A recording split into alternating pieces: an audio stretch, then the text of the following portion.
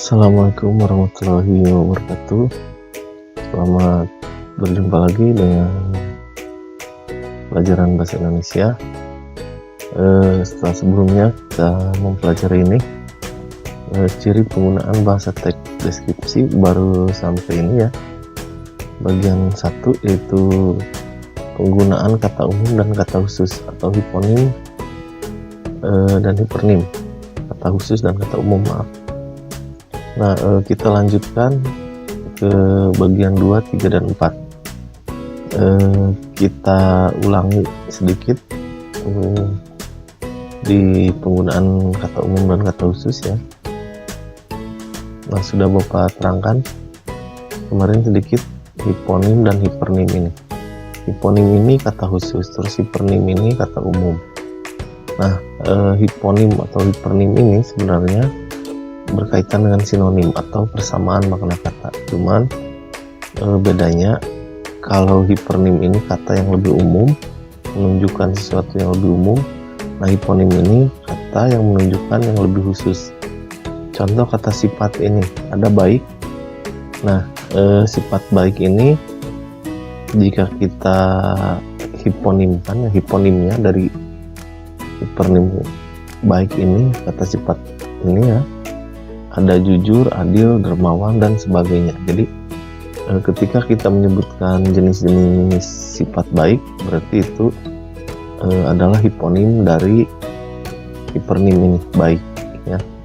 Itu juga sebaliknya, kalau kata jahat umpamanya ya, atau buruk, bisa kita cari hiponimnya dengan menyebutkan jenis-jenis perbuatan buruk atau sifat-sifat buruk. Nah, itu kalau kata sifat. Terus kemarin Bapak contohkan untuk kata benda, contohnya sayuran. Nah, kata umum dari sayuran, kata khusus dari sayuran ini kata umum ya. Kata khususnya adalah ini, contohnya kita sebutkan jenis-jenis sayuran ya, nama-nama sayurannya apa. Nah, itu disebut hiponim dan hipernim. Jadi ini hubungannya saling timbal balik ya. Jadi ini ya. Nah, itu ya, kira-kira seperti itu. Boleh kita contohkan lagi biar lebih paham. Kalau kita sebutkan, pokoknya contohkan yang lain, kata benda pokoknya ya, kata benda yang lain. Kalau ada kata pokoknya kendaraan ini macam-macam pokoknya jenisnya. Ini kendaraan ini kata adalah kata umum ya. Jadi ini hipernim nanti, hipernim.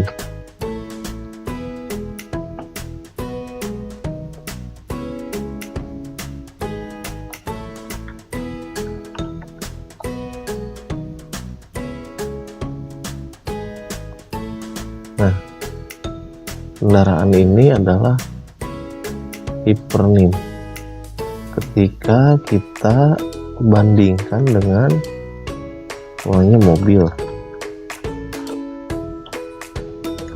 pesawat,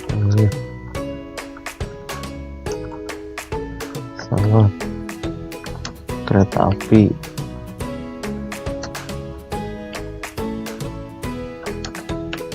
kapal laut, dan lain-lain gitu ya. Nah, ini yang dimaksud dengan hiponim dan hipernim itu seperti ini, ketika kita bandingkan sebuah kata dengan kata lainnya yang lebih khusus. Jadi hubungannya adalah hubungan tadi seperti Bapak bilang adalah timbal balik. Jadi ini berhubungan secara timbal balik dengan ini ya. Jadi kita lihat kendaraan ini umum, tapi ketika kita menyebutkan jenis kendaraannya berarti itu adalah hiponim dari kendaraan. Itu contoh dari kata benda. Kita contohkan lagi dari kata kerja umpamanya. Contohnya adalah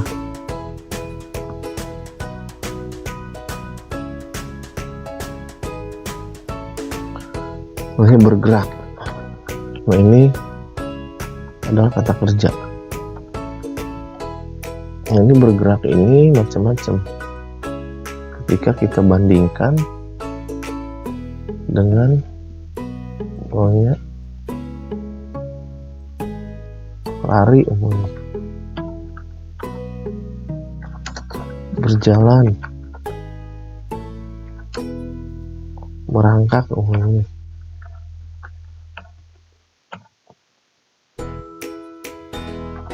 dan lain-lain. Nah, ini contoh dari kata kerja. Jadi hiponim dan hipernim dan hiponim dari kata kerja contohnya ya.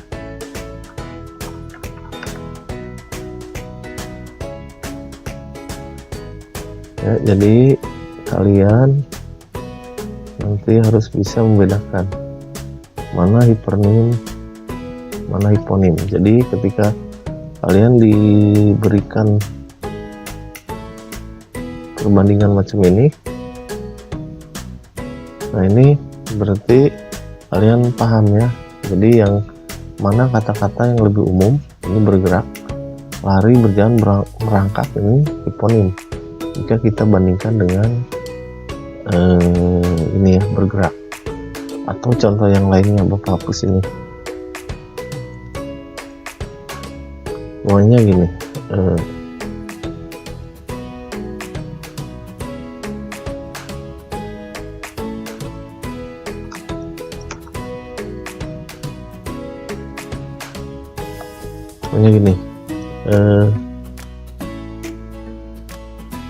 pokoknya jongkok atau gini lah, jongkok, terus sila umumnya, atau bersila umumnya, sila, dan simpuh. Nah, ini contoh hiponimnya umum. Kira-kira hipernimnya apa ya? Nah, kita ingatkan yang lebih umum dari jongkok, bersila, simpuh ini apa? Nah, ini yang Bapak sebutkan ini adalah posisi duduk ya.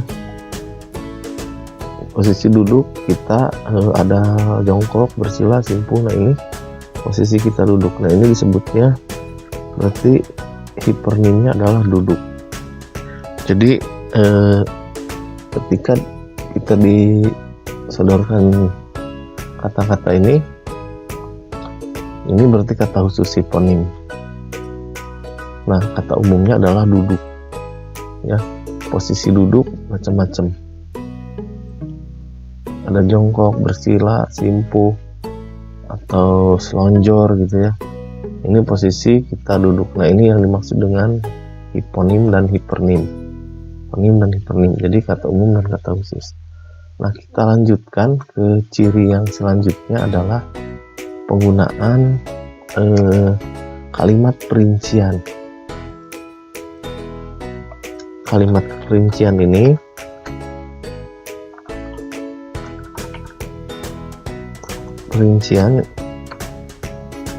jadi maksudnya adalah ketika kita menyebutkan ini ya, contoh nih satu buah kalimat, ibuku sangat baik.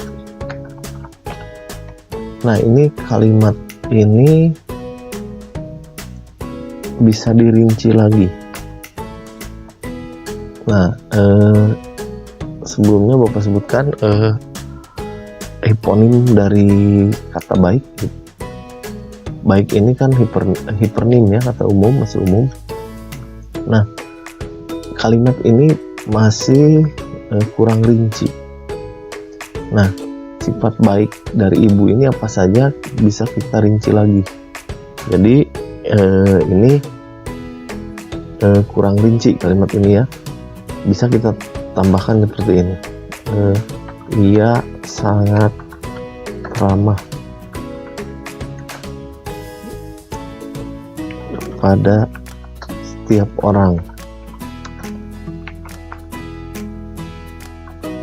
Terus ia juga suka menolong orang lain yang kesusahan. Nah, ini yang dimaksud dengan kalimat perincian. Jadi ini kalimat ini yang pertama ini masih umum ya, jadi ibuku sangat baik. Nah, ketika kita rinci lagi bisa tambahkan seperti ini. Sifat baik yang dimiliki ibu itu apa saja? Dia sangat ramah pada setiap orang. Nah, ramah ini ada perincian dari sifat baik ini ya. Terus ia suka menolong. Nah, ini juga perincian dari kata baik ini.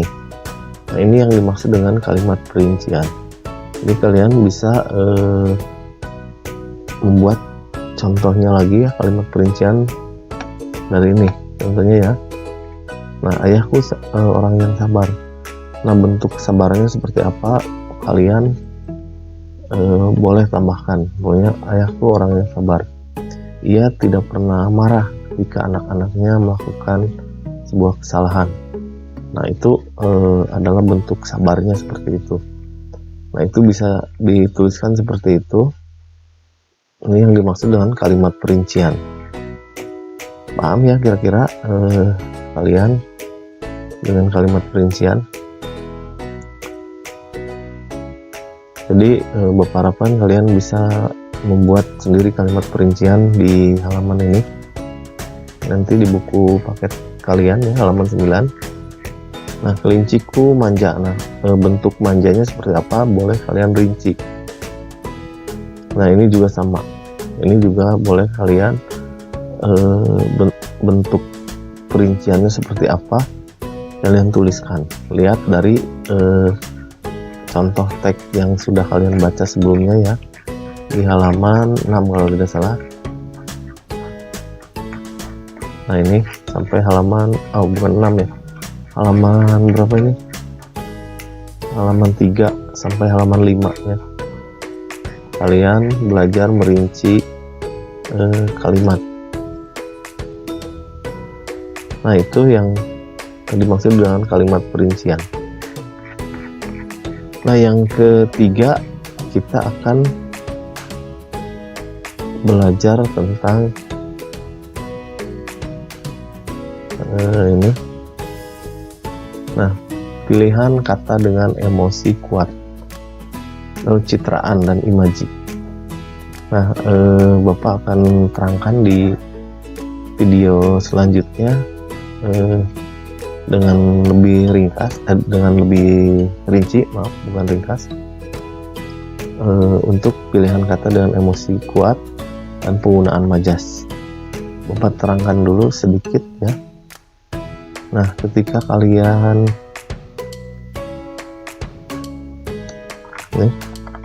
penggunaan kata dengan emosi kuat, jadi ketika kita diharuskan membuat kata-kata dengan emosi kuat, nah yang harus kalian perhatikan adalah ini. Kenapa Bapak sebut dengan citraan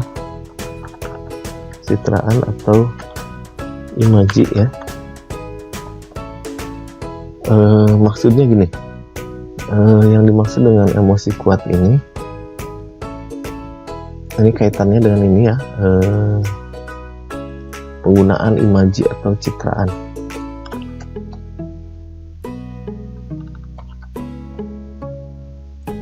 Sini aja lah. Nah, ini adalah citraan atau imaji ini tanggapan indera. Secara sederhananya ini ya, tanggapan indera terhadap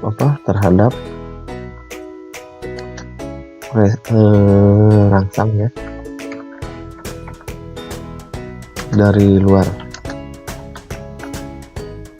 ya. Jadi secara sederhananya ini pengertiannya, tanggapan indera terhadap rangsang dari luar. Rangsang yang dimaksud rangsang dari luar ini contohnya gini, ada kata indah gitu ya, indah. Nah, indah ini adalah tanggapan indera penglihatan. Ini adalah citraan penglihatan. Jadi kenapa disebut citraan penglihatan? Karena indah ini kaitannya dengan penglihatan, pemandangan. Makanya citraannya citraan penglihatan. Jadi, nah ini tanggapan indera terhadap rangsang dari luar disebutnya citraan atau imaji, yang diungkapkan dalam sebuah kata itu disebut citraan ya, atau imaji. Jadi ketika kita menyebutkan kata indah atau sangat indah, nah ini disebutnya penggunaan kata dengan emosi ya. Apakah emosinya kuat atau lemah? Nah, nanti kita bandingkan dalam teksnya. Nah, ini yang dimaksud dengan penggunaan kata dengan emosi yang kuat. Kita lanjutkan nanti khusus tentang citraan ini, kita bahas dengan gaya bahasa atau majas. Sekian dulu untuk video kali ini. Semoga kalian paham. Silakan kalian baca-baca bukunya di buku paketnya, halaman 10 ya. Di halaman 10 kalian lihat 9 ya, halaman 9 dulu. Nanti Bapak terangkan di halaman 10. Seakan dapat dilihat, seakan dapat didengar, seakan dapat dirasakan. Nah, ini kaitannya dengan citraan. Sekian dulu untuk